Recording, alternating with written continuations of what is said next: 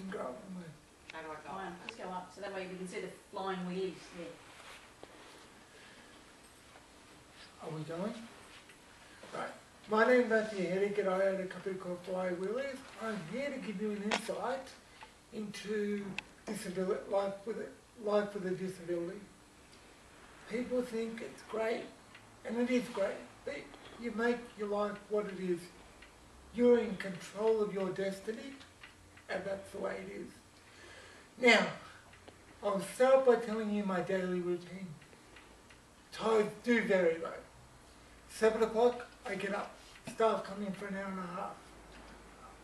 They have to drag me out of bed because it's so cold. I have a bit of breakfast. I work out what I'm doing. So, say it's every second Thursday, they write me a shopping list. Then I work out how much money I've got to spend out of my pension once I pay all my bills. And then I do what I have to do, whether it's go out and have a haircut, because where I live in the entrance it's fairly flat. But when it comes to shopping, I take a carer with me. That is a 2-hour shift from 12 until 2, sorry. We go down to Coles. I spend lots of money, freak out at that. We go home, we put the food away. Then we cook some meals. Then they come back at 5, give me a shower, give me some dinner. And then they come back at 10 to 11 to put me to bed. The difficulty part of this industry though is that a lot of people don't like doing the early starts. So it makes it very difficult because those shifts need to be covered. But you've got to understand they've got a life too. But what people really have to understand is I rely on those people to live a normal life. I also have a different service provider coming to give me 10 hours of support a day, where they come and take me out into the community and stuff like that, and take me to the movies, take me to business meetings so I can get people on my website, help me book people on flights and organise hotels and stuff like that. Any questions?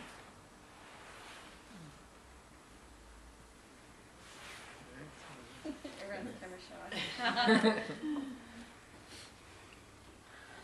Okay. Then I might come and do a talk like this, where I do a bit of guest speaking. I also go into different organisations and explain what Flying Wheelies does. Flying Wheelies has different angles to it. It's got travel, it's got, it gives people knowledge, it tells people what their rights are, what's available to them, how to access it, and if Flying Wheelies doesn't know about it, we find out about it. And if I send someone on a holiday, I go to the location on most occasions and suss it out before I send a client there.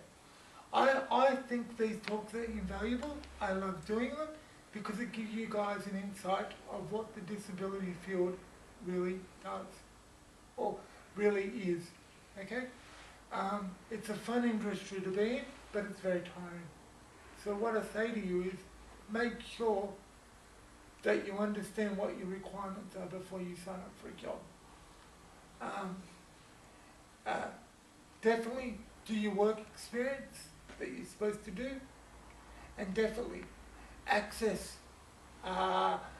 There's heaps of chat rooms out there for disabilities. Go onto the disability chat rooms. If you're not sure of anything, contact me at Flying Wheelies, because I need to know new stuff, and you might need to know stuff that I know. What Flying Wheelies does is brings everything together. It's a community, so you don't have to go around looking for stuff and trying to put everything in the wrong spot, so to speak. So, yeah, is there any questions? I was curious what equipment you have in your home. Okay, I have a hoist, I have a commode chair, which is a chair with a hole in it, Yep. so it goes over the toilet. I have my wheelchair, I have my computer. Now, why do I mention that as equipment? Because it's got special, Has it got the voice? it's got reading devices, voice activation. I've got a manual wheelchair, which I can't use myself, but that's there in case I break down. I've got an electric bed. I've got ramps to get in and out of my veranda. My house has been modified inside, but none of the access doors from the outside have been modified because I'm renting from Department of Housing through private rental. Does that answer it? Yeah, I was just wondering what the carers use to help you in your house. Any other questions? Do you provide, when you get a new carer, Matthew, do you train that person in the use of, say, the lift, or how do you work that? Great question. When my carers sign up with me, I get 5 hours on top of my package for training purposes.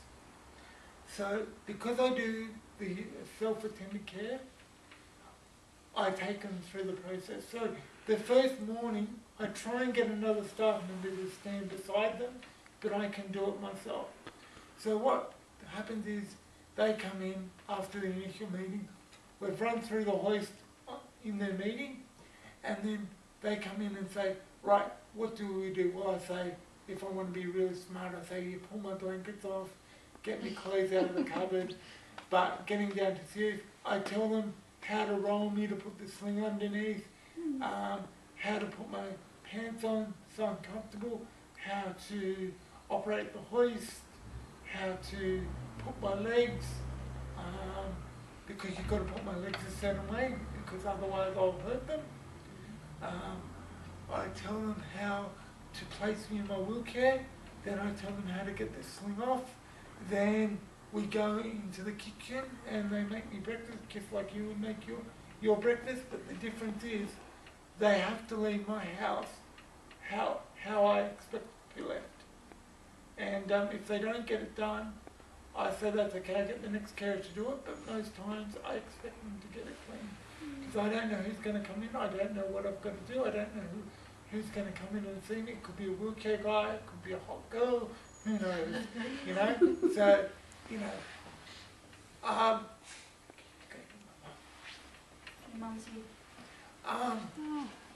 So, that's kind of what life is like. Any other questions? Do you normally shower, Matthew? Okay. By cerebral palsy, I'm what they call a severe quadriplegic. Okay? I can shower myself, but not as good as I should do. So the carer actually gets in the shower with me, not undressed or anything, and she washes me down and, puts the soap and washes my hair and stuff. I do what I can, but if I do it, I also freeze. Do you know what I mean? So I need full assistance with that. Saying that, I need full assistance with bed, dressing, cooking, cleaning. So once I'm out of my chair, I'm like, I hate to say it, a 2-year-old. Once I'm in that bed, I can't do much for myself. Once I'm in my chair, it's a different story. Does that answer your question? Any other questions?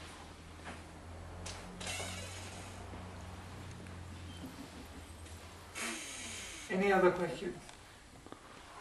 Bobby's my carer today, so she's just walked into the room, folks.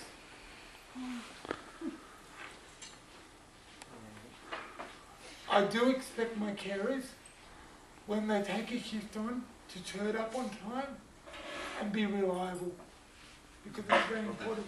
Without my staff, I don't have a life. If I don't get out of bed, I don't start my day. I can't go to the toilet. It is imperative that staff can sit up, really understand what is required of them when they take a job on. Any other questions?